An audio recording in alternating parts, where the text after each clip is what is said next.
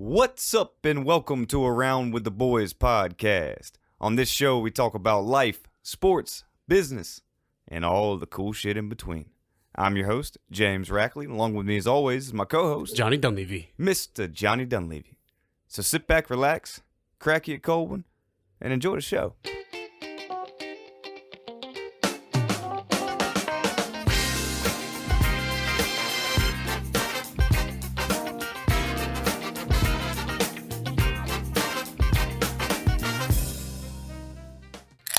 The weekend is here, my dude. Oh, it is. That felt good. That intro felt good. It felt great. You enunciated tremendously well. Yeah, you want to bring that mic a little closer to you, bud? I'll bring it a little closer to me. Ladies and gentlemen, welcome back to Around with the Boys. Today is September 17th. It is episode 43. That's incredible. We keep rolling. Steam rolling. I hope everyone is doing well out there. How you doing, Jimmy? Man, I'm doing good. You know, I'm finally here after had a busy day. You know, the alternator shit in my car. So, yeah, things happen. It does, man. But you know what? I didn't wreck all over traffic. Like, it just went completely dead down Market Street. The worst road in town. Yeah. I was going like a snail. Well, I was going to snail until momentum, and I was like, I got to get a good parking lot. Yeah. And, dude, kind of fun. Ironically, I landed in the Enterprise Rent-A-Car parking lot. Oh, I need a new one. Yeah, I mean. Damn. Well, whatever. That happens. Yeah, dude, hey, look, I'm here. Work's over. The week's over. Now the fun begins. Here we go. Everyone subscribe to the podcast, available on all major platforms. Subscribe to the YouTube channel. We are live again on YouTube and Twitch as we speak. Mm-hmm. And, all socials at Around W the Boys. Started the TikTok action. Yeah. Which is an interesting place, but I love the way their algorithm works. Yeah, you get sucked into it, don't you? Oh, my God, dude. For hours. Yeah. Just dink. I hadn't even downloaded it for that reason, to be honest with you. Dude, they got conspiracy and UFO things. Exactly. I wouldn't leave the... It's like a mini YouTube is truly what it is. Wow. Pretty awesome. Last week, we did the NFL preview episode. We each made picks for each game. Let's just say we could have done a little better. Yeah, we could have done better. John beat me, for sure. Yeah, 8 picks, right? James got 6. Womp, womp. But that's okay. We bounced back. Yeah, dude. The Pick'em is rolling. The Around with the Boys Pick'em League. Certainly is. Yep. Shout out to the boy Scarecrow. He is leading the charge ahead of the group. He was ahead. Scarecrow's in first? He got 10 picks correct this past week. Damn. There's, I think, like 6 tied for second with 9, including me. Mm-hmm. A couple with 8, 7. You're sitting down at 6. Yeah. Well, truth be told, I just everything on the right. You take it a little more serious this time, I think you will. Yeah, for sure. But that's a great time. Crow got last night's pick correct. I did not. I took the Redskins minus like 3.5 or 4.5, whatever it was. Crow took the Giants. Whoa, I thought the Redskins won. They did, but he took the Giants plus 3.5. The Redskins only won by 1. Yeah, because you have to make that pick. That's you another thing. I didn't spread. Yeah, I didn't even look at that. So anyway, check that out. If you still want to join, you can. There's a couple guys with 4, 5, 6 correct picks. You can easily gain steam on them. Dude, and just, like, you might as well join because people are going to forget. People are going to forget. I would say if you're not in by week 3, then it's a lost cause. Yeah, for sure. But if you still want to get in, go ahead and get in now because you could make a miraculous comeback. For sure. Like which would be even better. Not even like to give you the trophy if you come back. It's within reach for sure. I'd say that. Definitely. Because life happens. People forget. So definitely. Today, we're going to become a true crime podcast for an episode. Yeah. We are going to discuss, a lot of people think it's Murdaugh. Apparently, you pronounce it Murdoch. I hate that, so I'm going to say Murdaugh because it's the Murdaugh Murders. No. It just flows better. Yeah, okay. Which is wild. If you haven't heard about it, we'll tell you all about it. Yep. We're going to touch on SpaceX, the Inspiration 4 Civilian launch that happened Wednesday night that we each saw with our own eyes, which was badass. Yeah, that was pretty cool. And then finish it up with a little sports preview for this weekend, including our locks of the weekend and I have a little 3-team parlay I want to throw out there. There you go. Anyways, let's get into it. Let's do it. The Murdaugh family. This is a family in Hampton, South Carolina, which is they call it the Low Country, who is considered to be the most powerful family in law for the state of South Carolina. The whole state. Yes. Damn. So the this story, all this came really to light, to national media attention back in February 2019. On February 24th, 2019, Paul Murdaugh, 19 years old, was driving his father's boat at about 2 a.m. with 5 other people. So there were 3 girls, 3 guys total. And he wrecked it. 2 people were ejected from that boat. Only 1 resurfaced and was alive. The other one was found, I believe, a week later. Her name is Mallory Beach. She obviously died. Yeah. So this sprung a whole investigation. And it kind of made national attention because other stories from the past started to come up about this family. It is insane. I'm telling you right now, it is a real-life fucking Netflix movie. I can't wait till the movie's made. Like, Yeah. it's wild. We're watching it unfold We're now. watching it unfold, and it's only really taking place about 4 hours from you and I, Yeah. which is kind of crazier. At any rate, now I have this all written down, so if I'm staring at the iPad, that's why. Paul, we'll get to what he was charged with and all that stuff, but a little background, right? So Paul Murdaugh's grandfather, great-grandfather, and great-great-grandfather all served as the solicitors of the 14th Judicial Circuit from 1920 to 2006. Now, a solicitor is basically compared to a district attorney, okay? Yeah. Who are basically the most powerful people when it comes to charging and whatever, right? They are considered the most powerful people in law in the state of South Carolina. They have numerous, massive estates on the water, hunting lodges, you name it. They're the most prominent people in the state. The Murdaugh family is considered the law of Hampton County. The county is known as a judicial hellhole, often siding with plaintiffs and awarding high amounts for settlement lawsuits. Let's keep all this in mind. Yeah. Yeah. Okie dokie. So, this boat crash happens on February 23rd, 2019. It was date night. Mallory and her 2 best friends and the 3 dudes, all 18 to 20 years old, took the boat out to go to an oyster roast on Parkey Island in South Carolina. They were going to stay at the Murdaugh Family River House, another one of their estates, located on, as they called it, Murdaugh Island on the Chechessie Creek, which is southwest of Charleston. Paul that night used his fake ID to buy beers from a 50, like a Highway 55 gas station or whatever. Yeah. After they found out that there would be a DUI checkpoint, Paul decided to get to the oyster roast via their 17-foot Seahawk owned by Paul's dad, Alex. And they pronounce his name Alec. I hate that too. I'm not going to do it because it's spelled They with just an got X, all kinds not a of C. mispronunciations. Well, they're very southern, you know. I mean, I get it, but damn. It's stupid. They get on the boat at about 5:30 p.m. to go to the oyster roast. After spending 6 hours at this oyster roast, the girls suggested taking an Uber home since everyone was intoxicated. Paul wanted to get a shot from a waterfront bar called Luther's, located in downtown Beaufort, South Carolina. They took the boat to the bar, at which point, and now these are all statements from the other people on the boat. Okay. At which point, Paul's drunk alter ego, his friend's nickname Timmy, appeared. This is wild.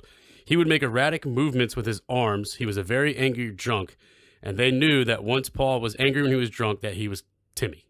And that's where the alter ego was derived from. They were only, according to surveillance footage, they were only there for 9 minutes. After leaving the dock from this bar, Luther's. Did he take this shot at Yes. the bar? Yes. Okay. Yes. He did 2 shots and chugged, they said, a half cup of Jaeger. This is in 9 minutes. Yes, kid's 19. And he'd already been At like 1 a.m. He'd already been hammered.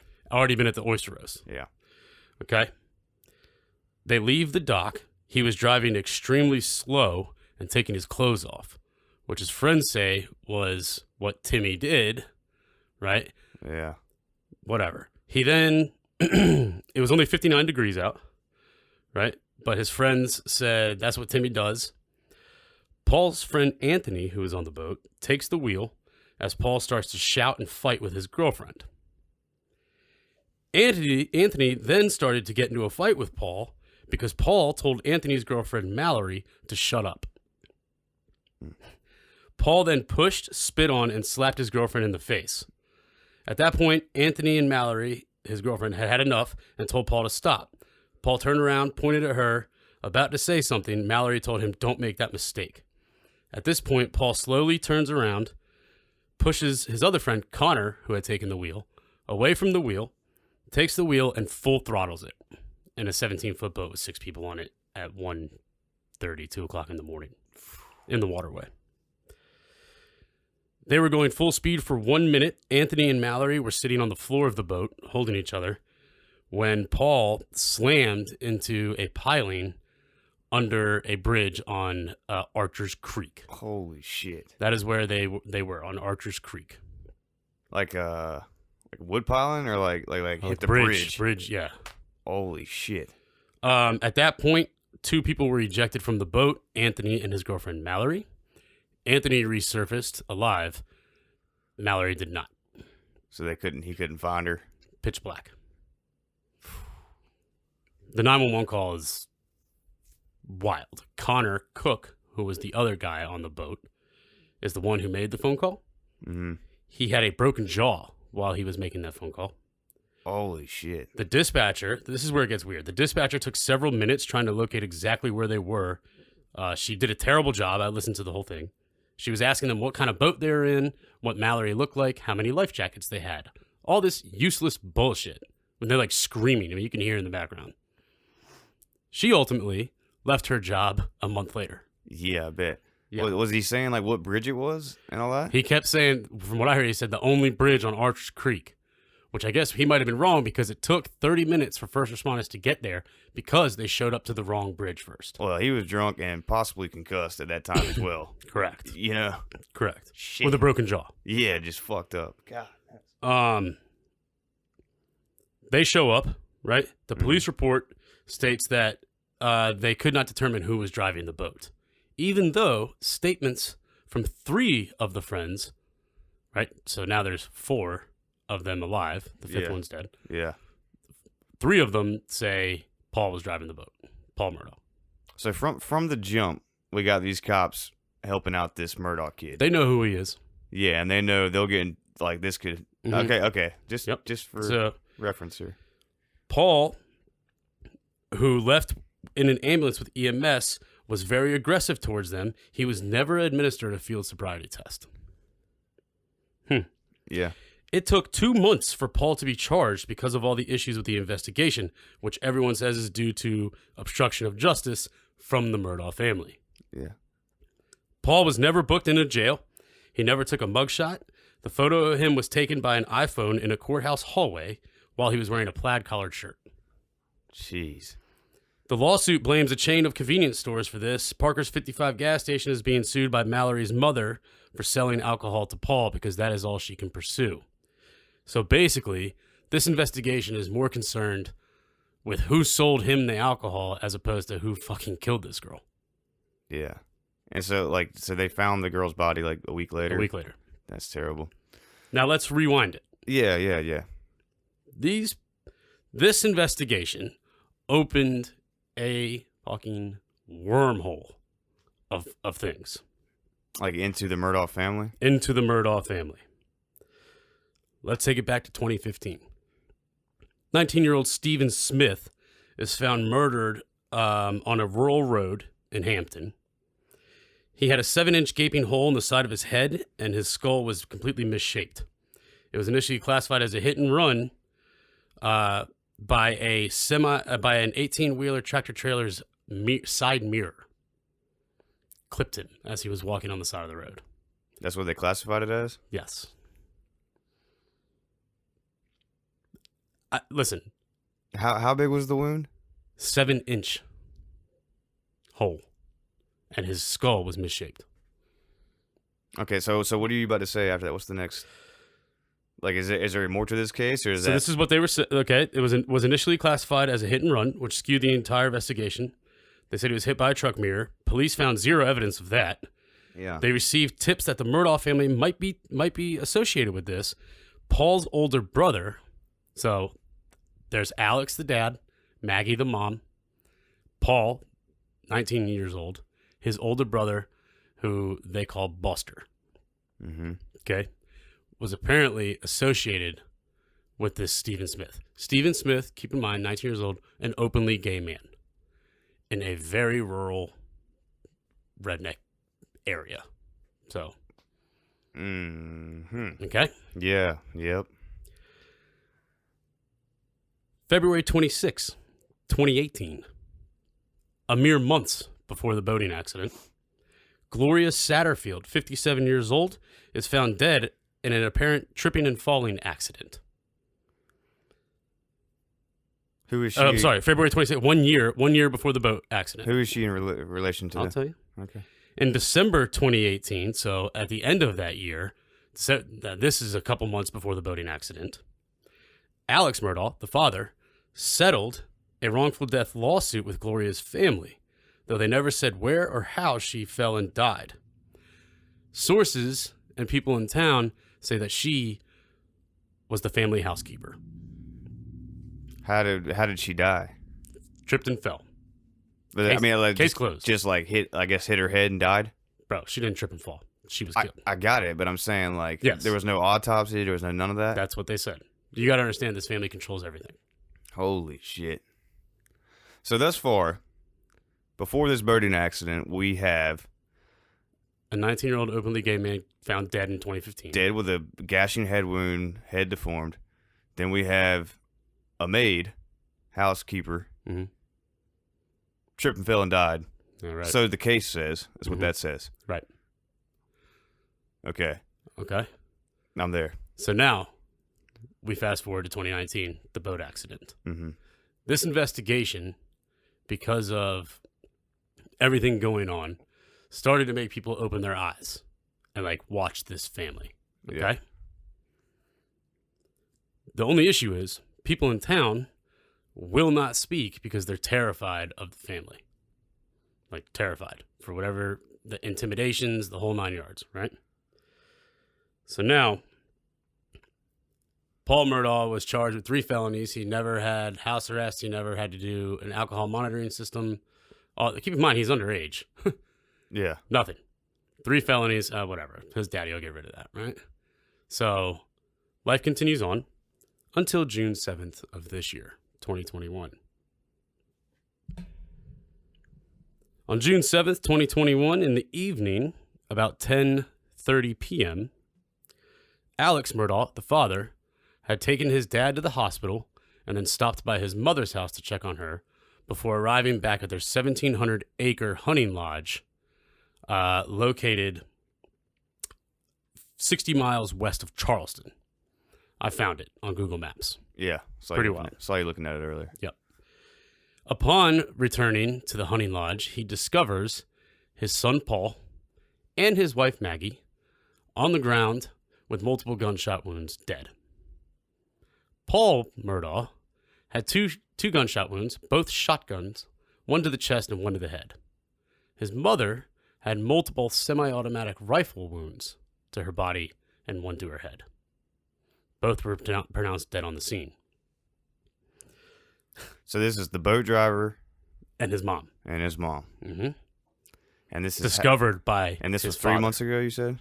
This was June 7th, 2021. Okay. 2 years after the boating incident. Mm-hmm. And then 3 years, I guess, after the openly gay guy died. No, 3 years after the housekeeper. And then About 6 years after the Stephen Smith, the gay dude, was found dead. Okay, so we got 6 years of death leading up to this moment. This is wild. Okay, go ahead. Okay. The thing about this is, Paul was, at the time, living in Columbia, South Carolina. He was going to University of South Carolina, right? He had an apartment there. They had sold their house in Hampton, and his mom posted that she had moved to Edisto, right? If people don't know where that is, it's a little bit south of Charleston on the water. And then they had sold their main house in Hampton. So they still had the hunting lodge, though, right? This place is, I mean, you look at the map, dude, it's literally in the middle of nowhere. Like, it would be hard to find. Yeah, for sure. And so it's a lot of acres of land. A lot of acres of land. So it'd be like really hard for like people to find them, and ultimately you'd have to know something that they were there. Yeah. Right.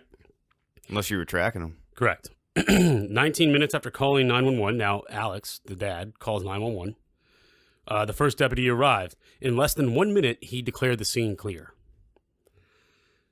Now, let me tell you something. You show up somewhere where you see two people brutally murdered with two weapons, right? You're not going to declare the scene clear after 60 seconds. Yeah, and for those of you who've never like shot a shotgun or a semi-automatic rifle, there's a distinct difference. Shotgun, there's multiple BBs, a big spread. So that kid would have just looked. There'd been holes everywhere, mangled, looked like 100%. Yeah, right. And then the other one would be distinct holes. Just so you're clear. So in my head, I'm thinking there's either two shooters. Yeah. Right? Because those are just two such different. It's a possibility, or we have an experienced hitman or hit woman did it with two fucking things. I mean, who the hell knows? Who knows? I mean, if you're trying to outsmart the cops that are doing their job. Think about that little 12 gauge I got. Exactly. I could carry that and something else at the same time. Yeah, or anybody. I mean, if you're talking about a hitman, they could have a sawed-off. Yeah. I mean, they're already doing something illegal. They're going to have an illegal gun. Yeah. Right? So you can have that, and then continue. Just something to think about out there. So SLED, right, South Carolina Law Enforcement Agency, took over they're basically North Carolina Highway,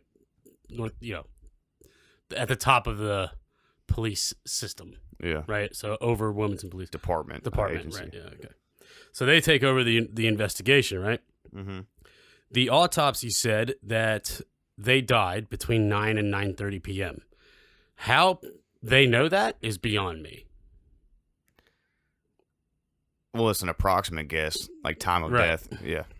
A lot of people speculate that there was another person there at the time, Buster, the older brother. Dude, it sounds morbid. They probably know from like body decline or decay or. Yeah, probably. I don't know. Who yeah, knows? I don't know how that works. I don't study dead bodies. Nope. Buster had a hell of an alibi, though. He was actually in Rock Hill, near Charlotte, at the time of the murders. Okay, and Buster's the older brother. The dad, Alex. Body temp. Thank you. That's how they know time of death. Shout out to Zach. Zach, we should have just asked him anyway. Yeah, for sure. Didn't know he was in there. Alex Murdaugh was initially looked at as the person of interest, the dad, obviously. Right? So he made the 911 call. Correct. Although he had a, quote, ironclad alibi that he was taking his father to the hospital and then stopping by to see his mother. Okay. No one knows if that's necessarily. That's what he told them, and they were like, okay. And there is proof of him going to the hospital. Yeah, I was about to say, they could have surveillance but footage. they don't have footage of him going to his mother's. Unless, there's is she live in a neighborhood or on like some big ass property? Probably a big property. Yeah, because if it was a neighborhood, a lot of people have ring cameras, but these people have just property all over South Carolina, apparently. So listen, the 911 call comes in at 10:07. First cop gets there like 10:09, right? First cop gets there like almost 10:30 p.m. Mm-hmm. And they said that they're dead in between 9 and 9:30. Yeah, it's not a lot of time between. You know what I mean? Yeah. All right. Let's stop right here a second. So the dad discovers them dead. Did the dad know they were going to be at that particular property? Yes, he was going back to the hunting lodge to meet with them. And he knew they were there. He knew they were there. Okay. So, well, I mean, you could look at it like, I don't know. Let's just keep going. I just wanted to get that cleared up as well. Yep. So this is in June. So now the case of finding out who killed Mallory Beach on the boat crash, who we can all know it was Paul driving that boat. Yeah. He's dead. Gone. The mom, she's dead. That part's weird for me. Like, what did the mom have to do with anything? Just a witness? Could have been a wrong place, wrong time thing, but you have to understand most everyone in that county and town did not like them. Yeah, I get it. All right, keep going. Keep rolling.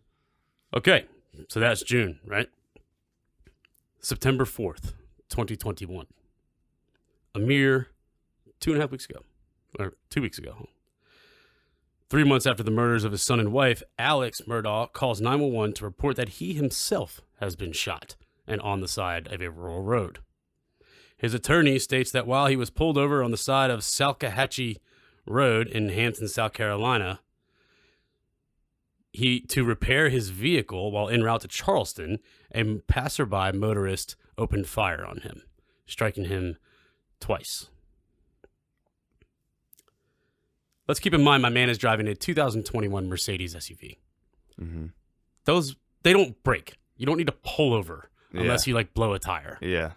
But it didn't say anything about that. They didn't say anything about changing a tire or nothing like that? Nothing like that. SLED, South Carolina law enforcement, never confirmed those claims. Okay? So this is September 4th, literally almost 2 weeks ago. Mm-hmm.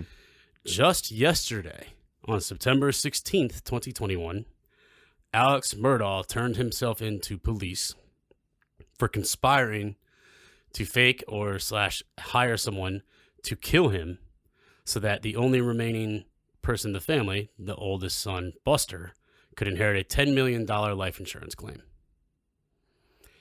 It was rumored that he paid someone $20,000 to kill him. Well, they did a shitty job. The worst hitman in all the land. Here's what I'm saying, man. If you watch any fucking mobster movie ever, they always say put 2 in the head to make sure he's out of here. I mean, every time, bro. Double tap. Gone. This dude had to have done a terrible job because my man called the 911 himself. Yeah. I mean, that's what I'm saying. He just grazed his head. You know what I mean? Like, that's just dumb in itself. But my question here is, why is there something else financially going on? Because wouldn't the kid inherit from the grandparents? So it's just insane. After the murders of his son and wife, the dad, Alex, fell into a heavy opioid addiction, right? Life began to spiral out of control. Yeah. One day before he was shot, so he was shot September 4th. One day before that, on the 3rd, he resigned from his law firm that he owned due to misappropriated funds. Okay? Yep. He was released last night. He was charged with insurance fraud, conspiracy to commit insurance fraud, and filing a false police report, and released under a $20,000 bond. Now, the prosecutor in Hampton, South Carolina, goes by the name of Duffy Stone. Duffy Stone was handpicked by Paul Murdaugh's grandfather in 2006 to take over his position when his grandfather left. There were supposedly 2 other people more deserving. He was picked personally by Grandpa Murdaugh to take over that spot as solicitor, DA, right? So now you have this man overseeing most all this shit. Yeah. Now, because of the murders in June, SLED has reopened the investigation of the Stephen Smith murder in 2015 and also the Gloria Satterfield murder in 2018. Basically, what we have on our hands here is the law of South Carolina, a rich Southern family who controls everything, whacking people off. Yeah. See ya. Just doing what they want. Doing what they want. So you're saying the Stone guy he's opening up all these other cases? Well, SLED has taken note. So now they've connected all the dots. Yeah. And they're like, yeah, dog. And now they got the big dog. So Stone was covering, and then other people came in. All right, so Stone was covering everything up. The boat crash shit, and then when Paul and his mom got murdered, that's when the big dogs came in. They were like, all right, now. This is crazy. It's almost kind of like, I mean, it's not the same, but it's similar, like Boardwalk Empire. Because he was like, he had his brother in control of the cops and this, that, and the other. Yeah. But this is like some kind of country weird shit. It's So it's kind of like, here's just let me just spitball for a second. So the oldest son, closet gay guy. This is just I'm just flowing. This is what I would assume. Just flowing right now. Right. And like maybe him and this gay lover were like arguing or something of that effect, and the guy's like, I'm gonna tell everybody this, that, and the other. Mm-hmm. And the dude said, the hell with that. Maybe he was coked out, maybe he was drinking, who knows. Mm-hmm. And just pummeled this dude with like a shovel or like a backhoe or something like that. Yeah. You know? And I would assume that's probably the case. This family, they said they're described as pure evil. Yeah, and stomped him out and got the fuck out of there. I'd say the housekeeper was either having an affair with that dude or was getting raped by that guy, and she was about to go somewhere and say something, and this man said, the hell with that. Okay. Now, who do I think the killer might be? I don't think it's the dad. Why would he kill his wife and his son? There's no motive there. Because the son's just dealing with his shit. He wouldn't. That's not gonna. How would that tie back? That's to, like the whole mystery behind it. Like, why would he kill? It could be the Stephen, the openly gay guy. It could have been one of his parents. It could have been. I mean, my thing is like if you're, I don't know. I think so. People didn't really connect that whole Stephen Smith thing. I think it all came to fruition when that girl died on the boat. That's when people were like, "This is bullshit. That this kid is getting away with this." Yeah, he clearly murdered someone, right? It'd be like felt like DUI manslaughter type thing, right? But BUI manslaughter, and that's when the town started to get kind of restless. That's when the big investigation started. Well, then that'd be a major conspiracy. The town conspired against the family, which would be nuts. But what I'm saying is, like, it could have been. You ever seen Law Abiding Citizen? Yeah. All right. You know how he waited? He waited and waited and waited. Yep. And then did his shit because that way he wouldn't even be noticed. Mm-hmm. That's what I'm saying about maybe somebody related to the openly gay guy. And obviously, this guy wasn't. That's why he killed him. And he was like gay on the low or whatever. But I'm just saying, like, somebody related to that or the housekeeper. Yeah, I'll take your money. Okay. In a couple of years, I'm going to shoot the shit out of your ass or something like that. The family? Yeah, because they settled in December 2018. Yeah. And then in February 2019, so 2 months later, is when the boat like, wrecked. if I was in charge of the case, I would first go back to the beginning and, like, feel them out, and then work Well, so forward. that was the thing. Like, Stephen Smith's murder is still unsolved, and they were just like, nah, whatever. And it could have been Mallory Beach's parents, even though they said DNA and all that. I mean, it could have been somebody's best friend going, I'll take care of this shit. Yeah, at the end of the day, the fault lies in the judicial system, right? Because they covered up and there were so many obstruction of justice reasonings. Oh, it's called corruption. Yeah, 100%. I mean, that's what it is. Yeah. Like, I mean, it's not the fault of the system. It's the system was corrupted. If it was allowed to work properly, if the kid would have got off the boat and they actually breathalyzed him like they would every other person in the world. Right. All this shit from the start. They initially got there and said, oh, damn, that's what's-his-face's kid. Damn. Yeah, he didn't do this shit from the start. I mean, that's what I'm saying. That's not a breakdown of... And that's the crazy thing, too, is that they never actually pinned who was driving the boat. Yeah. They didn't... It was all just get Paul Murdaugh out of this. Exactly. Yeah. Exactly. And so when you have a grip on power that big, you got multiple enemies. Multiple people wouldn't mind if you were dead. But I got to say, though, like, in order to, like, killing the wife, I mean, you got to be full-blown, like, go to the measure to do this shit. Well, I mean, I'm sure they were probably going after Paul, and she was there, and they're like, you're a witness. Yeah, but seriously, I know there was two different shots, and I was kind of talking earlier, like, yeah, they could shoot with both hands, or you shoot one with one. Well, what's the other one going to do, bum rush you? Like, yeah, no. exactly. She's like, don't. And then, boom, I mean, I'm not making fun of anybody right here. I don't even know why I did that. But anyway... what I'm saying is that could have been the case, and they could have done that to try to cover their tracks, And if you know somebody, it could be anybody. I just don't feel like the dad makes the most sense is like what he did. He tried to get himself killed to be legitimately killed for his son to inherit $10 million. And leave because get the fuck out. Listen, if I'm Buster, yeah, Buster. What a stupid name. Hey, Buster, you're now a murder suspect as well. Yeah, his real name's like Robert or something. Whatever. I think he should be investigated for that. Yeah, people were like, oh, he's the last one. He should be scared. I'm like, people are probably terrified of him. Yeah, I'm not scared of, first, and that's what's kind of weird, though. It's like, so this guy found a hitman. Yeah. You get what I'm saying? Like, but which makes me like, on the other hand, did the dad hire a hitman to kill his son and mom? Yeah. And then take himself out because he wanted his first son, Buster, to take everything? Because Buster didn't have he had no prior anything. So you think he might have just went like absolute psychopathic? I think he went psychopathic, yeah. And just said, I want, but why? That would mean like, well, we need to examine the relationship of Buster and his dad then. Well, I think, what I think happened is when the dad probably found out that they were reopening the investigations into the Stephen Smith murder and the Gloria Satterfield murder. Yeah. Or death. He was probably like, shit, like, this is about to come back on me. I need to get rid of everything and just leave the money to Buster and send him on his way. Maybe, but what about the the grandparents have money. I mean, all that estate, all that property they got.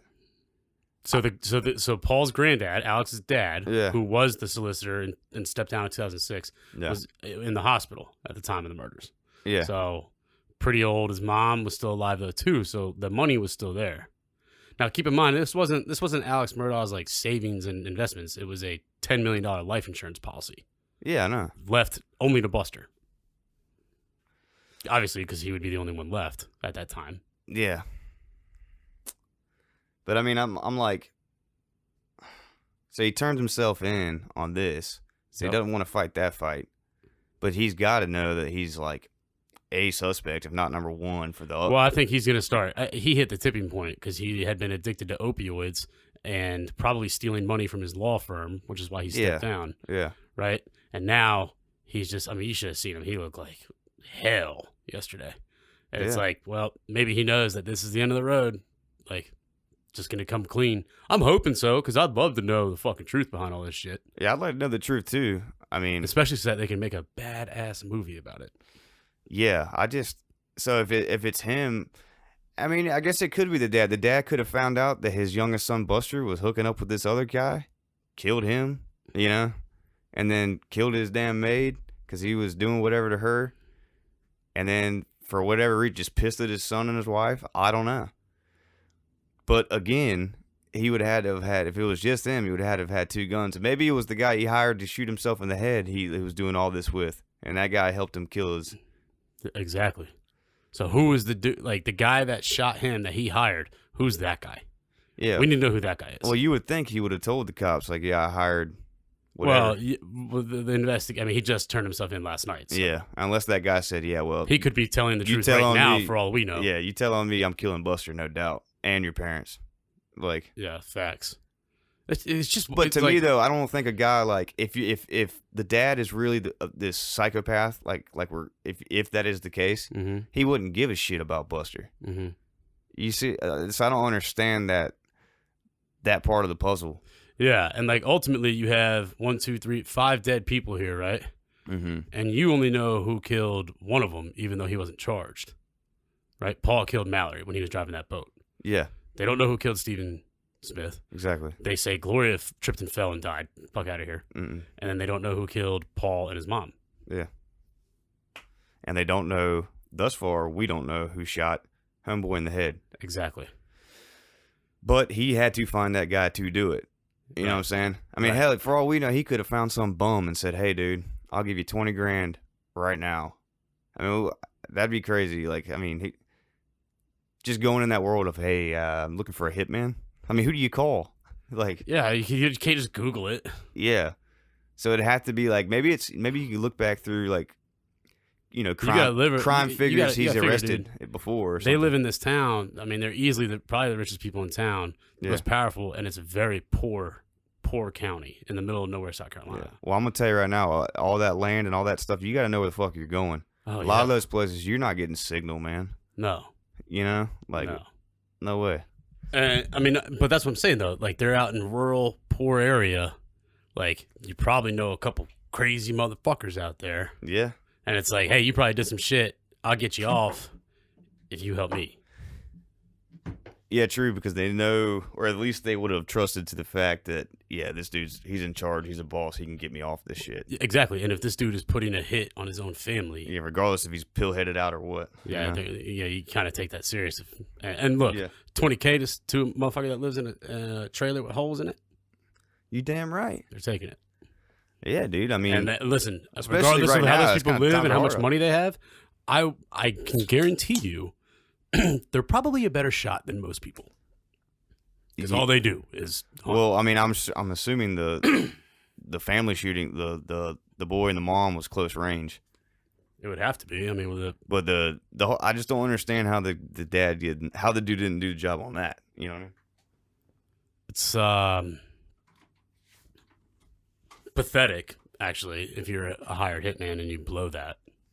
Especially if the dude is sitting on the side of the fucking road. Well, it kind of leads me to believe maybe it wasn't a hitman. Maybe it's to what you were saying, like it's just a good old boy or just some town, or what I was saying too, some town, just fuck up. Like, hey. Yeah, because he was shot with a pistol. Yeah. Oh, shit, with a pistol. Or the guy shooting him just, like, couldn't kill him. Yeah, maybe had, like, something. Like, and he kind of just leaned to the left. Yeah, mental. Like, when he shot, and it grazed his head, and he just couldn't go through with it. Yeah. That could have been it, too. Yeah, well, whoever whoever killed his kid and Well- wife knew what they was doing. Yeah, for sure. So let's before we move on here, I want to know, like, what do you think went down? I mean, I think Buster had a situation with look, prominent people of law in areas like that are rich as shit, right? Money can make anything happen. It's just a plan. And so yeah, Buster's chilling in Rock Hill, Charlotte, whatever, right? While homeboy gets killed in 2015. So you think that was a hired hitman? Probably. He's by himself. Dude was found by himself on the side of a rural road. Oh, I thought you said his Buster's alibi was that he was in Rock Hill. Oh, so that was. I thought you were talking about for his family. He was in Rock Hill. Oh no, you're right. You are right. You are correct. So there's You're no correct. there's I'm no sorry. alibi So for there's that. no alibi, which is but sources said that he had connections with this kid. Buster did. So we'll have to look in that. They'll have to investigate that and all that shit. And that's what I'm saying. Like, that dude had a relationship going with that kid for sure. Yeah. One would probably assume that. Mm-hmm. The housekeeper, she was killed. Who knows why? We'll probably never know that. But they did say the marital status between Alex and Maggie, the parents, was very weird. That's all I read. That's called rich people hooking up with whoever they want to, but Swingers. You're just keeping But it staying together for money situations. correct. And the name. Yeah. Right? So, yeah, I would probably say the father was having an affair with the housekeeper and put an end to that. That's a pretty good assumption. Yeah. Paul killing the 19-year-old girl Mallory was just a drunk idiot. Yeah. But they said he would get super angry when he drank. So, like, does his dad do that? Would his dad get very angry? Right? Sometimes that runs in the family. Possibly. You know? So that was 100%. But, like, that right there is going to bring the entire family down. Him getting hammered and wrecking that boat. He doesn't wreck that boat. No one knows about any of this shit. No, but with a family like as reckless and as they are, and obviously power drunk, I mean, shit's going to eventually happen. I mean, it always does. Shit rolls downhill, bud. Yeah. Every time. But I hear you there. I just don't know. I don't know. I truly couldn't tell you how Paul and his mom or who did that. Or Yeah, what. I just know in terms of hitman stuff, like, you wouldn't, in terms of the openly gay guy, you wouldn't hit him with an object like that, because that's in a murder out of anger, out of, you know, like, you get what I'm saying, versus a bullet would be premeditated type. Yeah. That could have been a split. I know what you mean. That was like kind of an on-the-spot type deal. Yeah, he just freaked the fuck out and did it, and then ran, and his dad covered it up. Mm-hmm. So I think Buster busted that kid's head. Good one. But I think sad. I mean, rest in peace to all these people. For It's real, terrible. I mean, it's just fucking terrible. But Right. I think Buster did a job on that guy, and his dad's like, look, I bet his dad sat down and said, you know, your grandfather, this, that, and the other, or your great granddaddy had some shit like this, and I bet they fucking. I mean, they've been controlling that. Well, this is what I'm since saying. 1920. Exactly, and so when 86 years. when they you're ran the show. untouchable like that, you can. It's a different In mindset. your mind, you justify what your actions are. You're like, you know what, dude? I'm above all this. Who are these people? You talk yourself out. Yourself out of the fact that you can get in trouble. Yeah, I can't get in trouble. You're like, man, these are just petty ass people. Like, I'm way above that. It's like being in the mafia and like you join and that you say you're born again. That's what they literally say. Like, you're born again into a new family. Like, everything else doesn't matter. Right. Like, this is this. Right. And so that's how they rolled. And that's it's still why I don't think the dad did this. It doesn't make sense. It doesn't make sense why there was no gain. All it did was bring more heat by killing them. Well, so yes, but the heat started to come after the boat crash. Yeah, but that case was settled. Yes, but they reopened. Well, no. Well, that's what I'm saying. They can reopen what they want. Because they reopened the cases. They reopened the cases after they found Paul and the mom dead. Yeah. That's when they reopened the Stephen Smith case and the Gloria Satterfield case. So that was in June. Did they say out of your research how they found what the bodies, like, were they close together? Were they far apart? Yeah, so they were 400 yards from the actual house at the hunting lodge. Okay. They were only about 20 yards from the hunting dog cages. So the 911 call that the dad makes, you can hear the dogs barking. Yeah. The whole time. Yeah. Right? So it was 400 yards, which I don't know why they would be over there. That's what, unless they were just feeding the dogs, like refilling the water and all that kind of shit. But they wouldn't be doing that at 9:30 at night.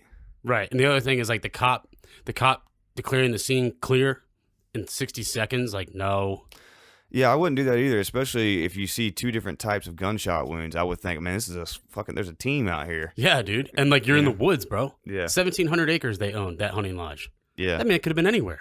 And you're just out there for a minute. Oh, coast is clear. Yeah, nah, I'd be a little more cautious than that. Yeah, you would say. I'd be calling in the SWAT teams. Especially if the guy called and said, look, I just found him dead. That means the dude is, if he's on, he wouldn't be on foot, but I don't know. You would just probably surround the area and go searching. Yeah. Wouldn't you think? Yeah. I mean, listen, everything about every investigation that has happened with this family has been done wrong. Yeah. It's like the fucking OJ investigation. The amount of blunders and that shit was insane. And of course, it's all on purpose. Yeah. But, this could have been the dad, I guess, for whatever reason. Think maybe there was more to it. Maybe the mom was about to just divorce him and take everything she could or something like that. Spill the beans. And then, and like the son just... But then that would have meant they would, because to me it's almost like, why you got the fucking dog, the kennel cage, or like whatever, all the way over there, which is actually near the entrance of the hunting lodge. Yeah, and there was no car near him, so that means they would have had to been on foot and walked over there. Or they did say okay, so they said that the reason that they reopened the Stephen Smith case was because of evidence they found at the double homicide of Paul and his mom. The only evidence they listed was that they seized Paul's vehicle. That's it. I'm telling you, dude. Even the cops and the investigation and the crime scene unit, they were all in on it. Like, you seize the kid's vehicle and that's enough evidence for you to reopen these murder cases? Like, bullshit. No. I think y'all realize that every single one of you involved in all these cases are going to lose your job and probably get charged. Yeah, they're all getting paid off. When the FBI gets involved. Yeah, they're all getting paid off. For sure. Yeah. But still, there had to have been... It's insane. And I've been following this for about a year now. Yeah. Right? I remember when I saw the article about the boat thing, because I was like, oh, shit, man, someone died. A 19-year-old girl died, whatever. And then in June, when they got killed... That's when I started diving in. I was like, I told you like a month ago, we got to talk about this Murdaugh shit. Yeah, because I'm sitting here thinking, like, because they're taking DNA samples from all these other families, like, the dad DNA could be on him anyway if you gave him a hug that day, or like, you get what I'm saying? Like, yeah. So that'd be, and they've already, those crime scenes are gone. That's all over. Mm-hmm. So the only thing you have left is whatever you kept in the evidence box, which probably wasn't much. Probably not in this place. Hell no. Right. But. I mean, the truth will come out because, I'm sure you get prison time for insurance fraud and all that. I think Homeboy's going to crack. He already has with the opioid addiction. Yeah, and if you get real strung out on pills, man, you have bad withdrawals. Well, not only that, you just do stupid shit. Well, yeah, but like stealing money from his law firm and all that. Like, well, yeah, but he's getting in trouble regardless because of his insurance shit. Right. No doubt about it. Yeah. So that's going to happen. I don't know what type of charges he'll get for that. But well, and he knows now, like, he ain't going to get out of this. The entire nation is watching you now. Yeah, well, he's getting time for that, but it's like, admitting to murders is going to get you less time? No. Like, yeah, I would just shut the fuck up because they've already ruined everything in terms of that. Like, any lawyer will come in and be like, well, this is fucked because of this, and like, case dismissed on that. Yeah, like they told Stephen Smith's family, like, oh yeah, he was hit by a truck passing on the side mirror. Dog, if he got hit by an 18-wheeler... Right, they said it was the side mirror as he was walking on the road. You know what his head would be? Blown up everywhere.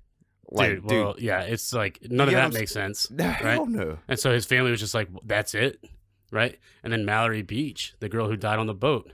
Which again... they don't care about who did it. They care about who sold him the alcohol. Yeah, which again, for me, comes back to disgruntled people in the community. Mm-hmm. Or somebody like...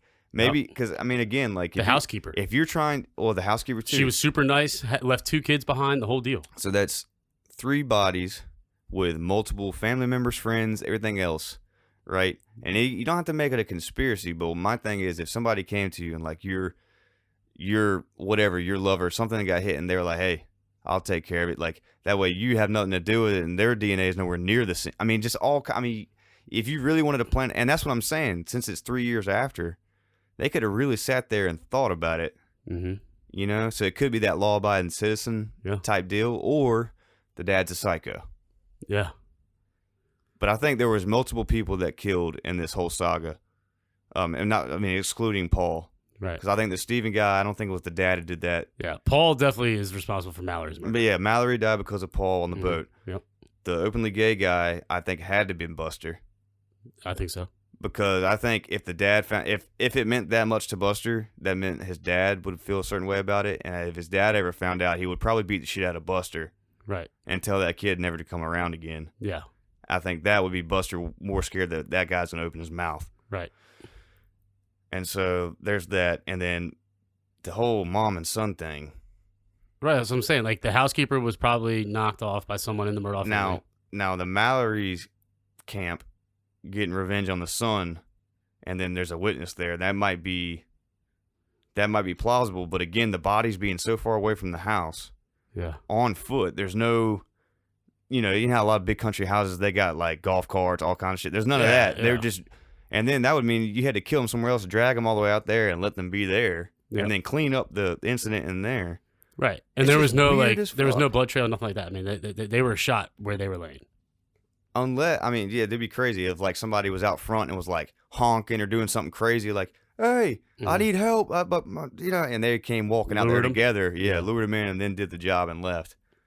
That could have been the case too. Yeah, I mean, I hope the dad speaks if there is things he's hiding, right? Because first of all, the families deserve to know the truth. Closure, man. Yeah, they deserve closure, and they deserve to know the truth for their sake.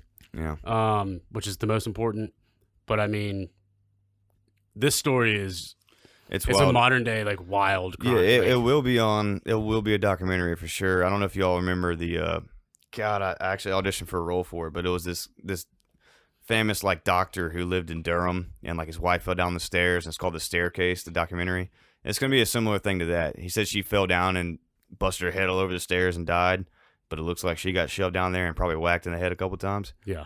That whole case, because he was famous and all that. And like that. So if you want something interesting to look at, that's probably going to be similar to what this looks like. Yep. The Staircase on Netflix. I believe it's on Netflix. Another good one is Dr. Death, too. I don't know if you guys. Yeah.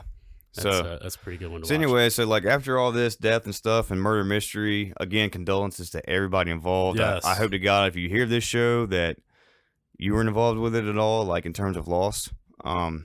And I hope you get closure. And yeah, for sure. And if you got any intel out there, anybody has some like any info at all about it, hit us up, shout you out, and drop the knowledge you sent us. Yeah, let us know who you think did it too. Yeah, for sure. We'd love to know. Yeah, I want to hear some input. Hit us up with our input. Hit us in the direct message. Yeah, but at the end of the day, it's probably one of the wildest things. And it's happening like now. I mean, my man turned himself in yesterday, dude. Yeah, I mean, this is it's crazy, a fluid case here, as they say. The other crazy thing that happened this week, 4 civilians were shot into space for the first time ever. Yeah, civilian space travel. It's insane. It's here, folks. Elon Musk is a genius. It was insane, man. It's SpaceX, dude. He owns it. Yeah, I'm sorry, man. I'm looking up something. So it's called the SpaceX Inspiration 4. 4 civilians were launched into space at 8 p.m. Eastern on Wednesday evening. They will spend 3 days orbiting the Earth. They return tomorrow, where they will break the atmosphere and then basically parachute back down to Earth. Mm-hmm. They can control where the rocket lands, and so the rocket will be landing, this is insane, in a 100-yard diameter circle target. That's badass. They can choose exactly where are they landing at? I don't know. I would have to imagine either somewhere in Texas. Because they shot from Florida, right? Yeah. Left from Florida. Which, listen, I didn't even know this was going down. We were walking the dogs Wednesday night, Emily and I were. And as we're coming back, it's about 7:40. Our neighbor was finishing walking his dog. He's like, "Hey, y'all gonna watch the launch?" I was like, "What are you talking about?" He's like, "SpaceX, man, 8 p.m. We'll be able to see it. Look southeast." I was like, "Oh," I look up. The clouds were real low, real clear up near the moon. I was like, "We're gonna be able to see this." Mm-hmm. I ran in. Of course, a quick Google search of SpaceX launch today. Every major news was live streaming it. Yeah. So I pulled up the stream, and then Yeah, I was outside watching the stream on the iPad. The rocket launches. Took about 30 seconds for us to start to see it, but it was insane, dude. Like, you could see this bright light coming up behind the clouds. And I didn't see it. Emily saw it first. And she was like, there it is, there it is. And I was like, I don't really know. And then, dude, it was like, the best way to describe it was like the brightest spotlight you've ever seen shining back down at Earth from the rocket boosters. Yeah, with a trail, almost like a cape behind it, like a silhouette looking just. Yep. Like trail. a cone. Yeah, trail. yeah. Dude, so it was crazy because like John hit me up and he was like, dude, 8 o'clock. Yeah, it was like launch. 7:55. Yeah, less than that, dog. It was like 7:58, and you're Yeah. like space launch 8:01. I was, do what? I said, yeah, SpaceX. Go outside. We get like it's and not you're there really yet. right near the river, so you Yeah. And so and we got on the website and there was like 20 seconds to launch. Called my dad and my brother, got them outside to watch it. And dude, yeah, because we're right there by the river, so we're like, and the river here in Wilmington is like comes right out to the ocean. Right. So like we're seeing the best, and so in our backyard we're looking out to the right, at our neighbor's house because that's southeast. And dude, we just see that thing coming up from like his tree line. Mm-hmm. You see this little light like kind of in the trees, and you're like, what the hell is that? And then it comes up and it's just, and dude, and then that thing started. You could see it. The coolest part was you could see it break off from the initial rocket, and that started trailing back down. Yeah, and it was just, and they can control that too. They controlled. Are you serious? Oh yeah, that's insane. I didn't know that. But so, the cool thing about this launch though, the way it went from our perspective, it like went past the moon, right over the moon, and it was fucking glorious. I was like, dude, look at this shit. We posted some photos and a video on our Instagram account. It was like, I mean, I'm watching this on my iPad on every news outlet. Yeah, and I'm looking up above my crib, and there it is, dude. And it was, I mean, we had the best. I probably saw it. It was probably like we had about 90 seconds of it before it really before it was like literally in space. You couldn't see. Yeah, we had other trees that kind of blocked our vision, so we had about like 45 seconds to actually see it. Yeah, and dude, I mean, we trailed all the way across, and like got to see it go from like that little cloud thing afterwards until it went orange, and then it was kind of out of our sight from the tree line. Yeah, but dude, it was badass. Like just the fact that it was just civilians, and the fact that we can as humans do that shit. Like at one point, the spotlight, which I keep comparing it to, was so bright coming back down. I was like, dude, this is insane, dude. And I posted a video, and Merritt hit me up, and she was like, dude, Seth and I saw that, and we thought it was an alien. We had no idea what it was. And I was like, yeah. Oh, and I was sure to call you and tell you so that you didn't see it and think you saw a fucking UFO. No, I would have known the difference, like, because that steam and all that coming off, I mean, that's not an alien. So they were traveling 27,000 miles an hour. Dude, and here's what's crazy to me. So I looked up, like, okay, that was the first civilian air flight. So basically, I mean, not commercial, but towards that category, right? The first commercial airplane flight in the United States was January 1st, 1914. Wow. Think about that. So 107 years later, we're taking commercial flights to space. Yeah. Here's the other wild thing. These people are going to be orbiting Earth at 35,000 miles an hour. They will see 14 rotations in one day, meaning they will see 14 sunsets and sunrises in one day. Damn. That's incredible. And you don't want to go to space? Listen, I'm here to tell you that besides other astronauts that have been up there, there's not one other civilian that has seen that. Yes. And you're the guy who don't want to go to space. I would be up there. Yeah, you're right. I don't want to go. I'd be up there in 2 seconds. Take a video, send it to me. I sure as shit will. Perfect. Because, dude, it's like, because if you think about it, I mean, dude, you're out here doing your daily routine. Right now, we're sitting here talking, and we're literally spinning on this big rock, going around this huge ball of energy. Yep. In the middle of a void, like that little Jim Carrey thing. Yeah. We're on the rock in the middle of a void or some shit. Orion's belt. Yeah, I mean, it's Men just, in Black. Yeah. On the collar of a kitten. But it's just so wild. It's like, and to me, what's crazy is like, so we're spinning, doing all that. Meanwhile, these people in this rocket shot up there, and they're going around the globe. They're hauling ass. While it's still going. I mean, there's just a lot of motion. You know what I mean? Yeah, and it's crazy. Yeah. Like the crew is all 100% good. They're chilling. Yeah. And tomorrow they come back. It's insane, man. And like the first, damn, I'm pretty sure it was 1907 was that the actual like Wright brothers flight. 1903, excuse me. And then so 11 years later, so they flew a plane for like that one was only like 30 to 45 seconds, Mhm. like above the sand at Yep. Kitty Hawk, North Carolina. But 7 years later, or whatever, 11 years later, they have people just getting on that, and that must have been crazy in itself too. Yeah, well, Like, thinking about that, like you think like once they realized the engineering of moving wings and using the air, yeah. right, to lift yourself, that it probably accelerated. I mean, think about Well, sure, but they didn't know all the hazards up there. no, of course They not. didn't know like you had a test flight. Being a test pilot back then, How terrifying! you're It's a like psycho. a kamikaze mission every time. Man, God, there's a movie y'all should watch out there, The Aviator. If you haven't seen it, it's a longer movie, so do it on like a rainy day. But it's DiCaprio and Scorsese directed it. But it's called The Aviator, about Howard Hughes, and like how he got his. Well, he was already rich, and then like I think some like because he had to spell quarantine at the beginning of the movie, so there was like a sickness that broke out in Texas at that time when he was a kid. It's ironic. Yeah, and he like was really paranoid about germs before they knew what germs were, Mm-hmm. and he just knew he's like there's like shit living everywhere, like. Yeah. So anyway, but he was a genius though, and he eventually went crazy like in his own mind. But like he would invent planes or like new styles of them, and he would test pilot it himself, like for Psycho, real. dude. I'm telling you, y'all watch that movie. It's a treat, dude. And there's a lot of famous actors in there. You know what's crazy? Just quick tangent. Like one of the main supporting actors in that, it was like Howard Hughes' assistant or accountant or something like that. He's actually Talladega Nights. Yeah. The other guy, the curly haired guy. What's his name? Oh my God! And he's the dude in Step Brothers too. Yeah. But he's in that movie because if y'all didn't know, like before he really hit the comedy scene, he was in a lot of like Serious films. a lot of serious roles, and then all out of nowhere, just boom, he was a funny guy. Funny as shit. Yeah, so whoever his agent is or manager, kudos to you. Kudos to Opened up a him whole- too. It's talent. Well, yeah, for sure. But he probably already knew he had it in him. He just never got the shot. Yeah. That's how that goes. Yeah. But anyway, check that out for sure. Because, I mean, I remember talking to my dad about like seeing the moon landing Mhm. in 1969. Yeah. Because he was 8 years old. But like that's a vivid memory. Right. Because the world stopped. Yeah. Of course. Anywhere there was a television, people were stacking on top of each other to see.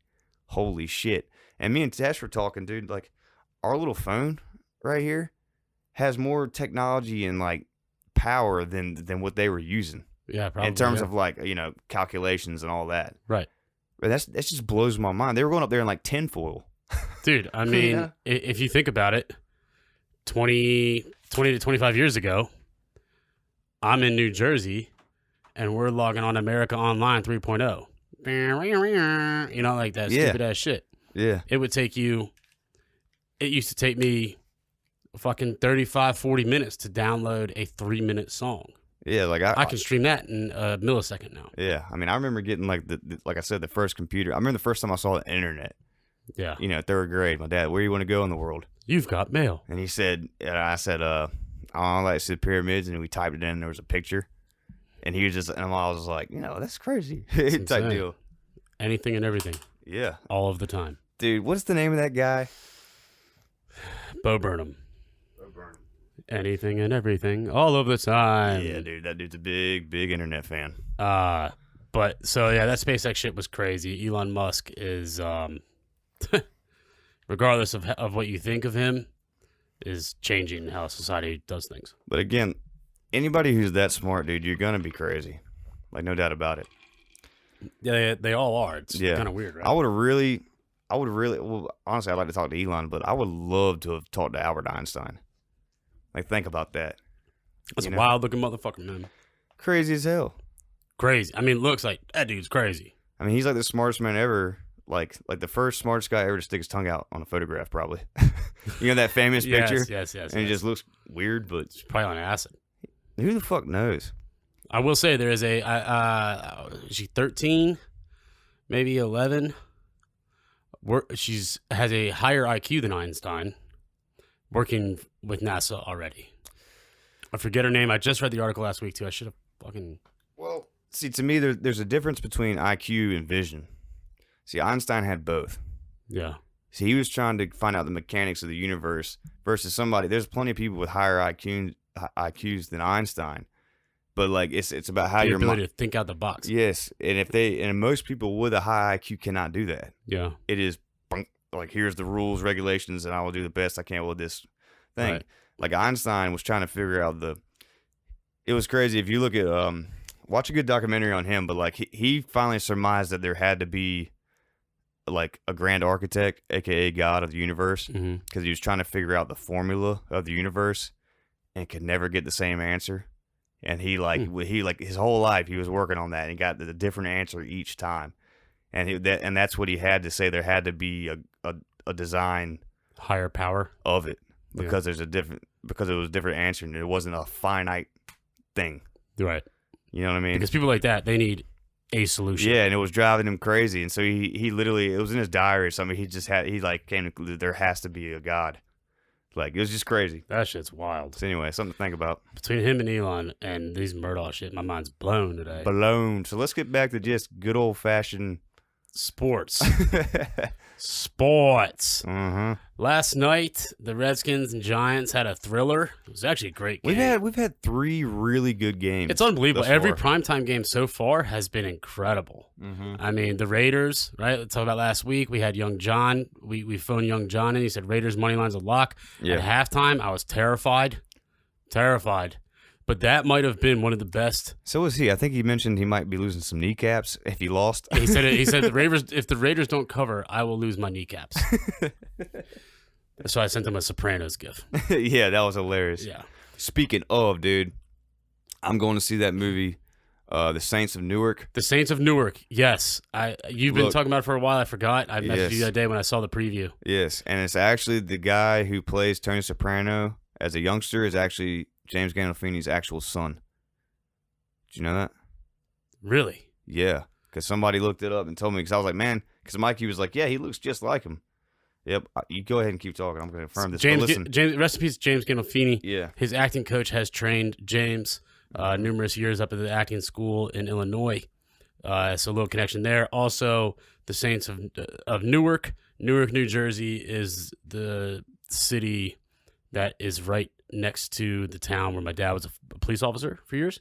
And so that area, to me, I've driven through where The Sopranos takes place and all that stuff, and all that mafia and all that shit is 100% a fact. And the Meadowlands, if you know where that is, there's like marsh and like grassy, nasty fucking water because it's right there. I mean, New York City's an island. And there are probably thousands of bodies in that marsh. That's a fact. Yeah. They definitely go over that in the Sopranos. Yeah, so The Saints of Newark is a new film coming out about the beginnings of The Sopranos, if I'm not mistaken. Yep. It's It's kind of like how they got started, how Tony Soprano got started. Yep. James will go see it by himself because he doesn't like going to the movies with anybody else because he likes to focus on the movie. Yeah. So if you're that person talking in the movie theater, I don't like you. Yeah. So it's also going to be on HBO Max. I'm a homebody.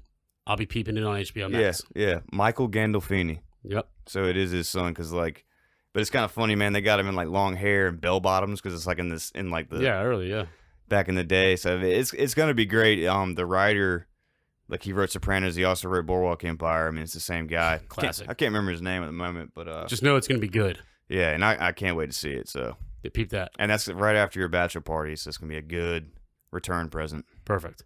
Back to the Raiders, though. Raiders moneyline ended up cashing in overtime. The Raiders, so Derek Carr had 47 seconds. He got the ball back. They were down 3. Made some ridiculous. He couldn't throw a football on. Okay, Darren Waller should have had a fucking record fantasy first half. All right, My man was open. I can't even tell you how many times. Also, shout out Darren Waller, recovering addict who almost left the NFL, and now he is sober and one of the best tight ends they of the league. that whole story with him and the other guy on the team. Can't remember his name. But dude, he also dropped a lot of passes, though. And there was one time he didn't. He could have jumped and rotated, and regardless, there should have been the Raiders should have been fine. They weren't. They end up getting it together. They drive down. They get a field goal as time expired to send it to overtime. They got the ball first, drove straight down the field. And if you don't know how the rules work in overtime of the NFL, if you get the ball first and you score a touchdown first, the game's over. If you score a field goal, the other team gets the ball back. If they score a field goal, then you get the ball back. It continues on. If they score a touchdown, it's over, right? So touchdown wins the game. Yeah. Raiders are just driving in overtime. I'm like, oh my God, this is going to happen. They throw a pass. They're on like the 20. They throw a pass. I thought the dude was in, right? Turns out he was down at like the half-yard line on the goal line. So they reviewed it. They bring it back. They do a running play. They get stopped. They do a passing play. Derek Carr throws it like as hard as he can at this dude running a 3-yard slant. It goes through his hands, hits the defender behind him in the fucking forehead of the helmet, goes in the air about 15 yards across the end zone, and they pick it off. And I was like, dog. Like, come on, dude. Yeah. Like, why are you doing? I'm laying in bed watching it on my phone. And so the Ravens get the ball, right? It was a touchback to get on 25. They run a play. They're on at the 30. Lamar drops back, takes off running, and he's holding the ball out with one hand like Michael Vick used to do. It would piss me off so bad. Right? Because, you are fast, and you're faster and shiftier than most everybody on the field. But that ball's just out there. What's he do? Fumbles it. Raiders get it back. I'm like, perfect. Run it a few times. Kick a field goal. They're on the 30. Kick a field goal, end this fucking game. Because now both teams have had possession, so now it's the next score wins. Yeah. Dude, they run this like fake play, a weird play. And Derek Carr just throws it in the air off his back foot and turns around and puts his hands in the air. The camera pans, and Zay Jones is wide open. Catches it, game over. I couldn't believe it. I could not believe it that they won that fucking game. It was a crazy ass game. It's wild. So that was Monday night. Last night, I made a withdrawal this week out of the account, but then had some more money in there. I had a 6-pick parlay in European soccer yesterday that missed by 1 goal, which would have been epic. So I was down at like final $30. Put 15 on Skins minus 3.5 and over 20 first half. I had 15. I did a $5 same game parlay and then had $10 left. I was like, all right, first touchdown score. Like, I got to go for a home run here. I got to build the account back up. So I took Logan Thomas, right, at plus 1,000. I had $5 left. I was like, the Giants get the ball first and they drive down. I was like, Daniel Jones loves to run. And he was plus 3,000 for first touchdown. Now, that cannot be passing. It must be receiving or rushing. And so I put the last $5 on it. And lo and behold, opening drive. Smacked it. That son of a bitch ended up running it in. Yep. So that was wild. And then the game itself, the Skins ended up scoring a touchdown with 20 seconds left in the half to go up 14-10, which covered my minus 3.5 and the over 20. Damn. So I hit that. Yeah, it was wild. And then the game ended up, Giants went up 2. They went up 2 with like a minute and something left. And Taylor Heineke, shout out my boy D, went to Old Dominion, he's boys with him. Taylor Heineke in his 3rd career start ever. Let me back up. The Giants scored a field goal to go ahead because Taylor Heineke, for whatever reason, 2 minutes left in the game, they're on their own 30 and they're passing. What are you doing? Just run. Yeah. And he threw a pick. Giants kick the field goal to go ahead. Skins get the ball back, and my man just balls of steel. Drove him down. They kicked the field goal as time expired, and he missed it. Right? Skins kicker misses it, but the Giants nose tackle jumped off sides. Bring it back. He got a second try and hit it and won. Yeah. You know what pissed me off? That one run Danny Dimes did, and they called a holding call on it. The big, 40-yard run? Yeah. That was a bullshit holding call because the cornerback and the wide receiver were both holding each other. That's a neutral thing. There were a few questionable calls last night. Yeah, that was bullshit, man. But old Troy Aikman was like, nah, that was a no call. That there was not much there. I was like, yes, sir, Troy. Yeah. But the primetime games have been. Also, shout out to Graham Gano, the kicker for the Giants. This is an unreal stat. He has made 35 field goals in a row. Is that the record? Giants record. That's badass. So he's got a record. He had 33, hit 2 last night. Damn. That's crazy. Well, don't announce or jinx him now. The announcers were jinxing him last night. I wrote down as soon as he said, if he hits this, that's 34 in a row. It's a record for the Giants. I wrote it down on my little notepad to talk about today. Yeah. And I was like, oh, he makes it. And then, of course, they line up again right there at the end with 2 minutes left. He's going for 35 in a row here. I'm like, this guy's going to miss it, right? Because, announcers clearly trying to jinx this. Nope, hit it again. Smacked it. Yeah. So I thought that was pretty cool. That is cool. This weekend, though, another full slate. College football. I got college football tonight. College football tomorrow. NFL, the whole 9 yards. Yep. I have my lock of the weekend. Well, hit us up with your lock, man. My lock of the weekend, shout out to Zach, Cincinnati Bengals plus 2.5 at Chicago Bears. If the Bears are going to play Andy Dalton again, suicide. Yeah. He's just not good, okay? Mm-hmm. Last week you said, go, Burrow, go. Yeah. You got that pick correct. Yes, I did. And I was an idiot. I said the offensive line was Jamar Chase. Jamar Chase is the fucking wide receiver. I don't know how I blew that. And he is fast. Holy smokes. Even in some of the plays that the ball didn't get thrown to him, I was watching tape. Yeah. And he was making the defensive backs look fucking silly. Like, it was unreal. Yeah. He had a couple plays where he was wide open. So, Bengals plus 2.5 is my lock of the week. I like that. Did you have a 3-pick parlay as well? I do. What's your lock, though? You have one yet? Man, I really want to say I don't think Seahawks are going to lose at home, even though the Titans just got tuned up. I was looking at that when I was making my picks last night. Yeah. I was like, oh, this is going to be a good one.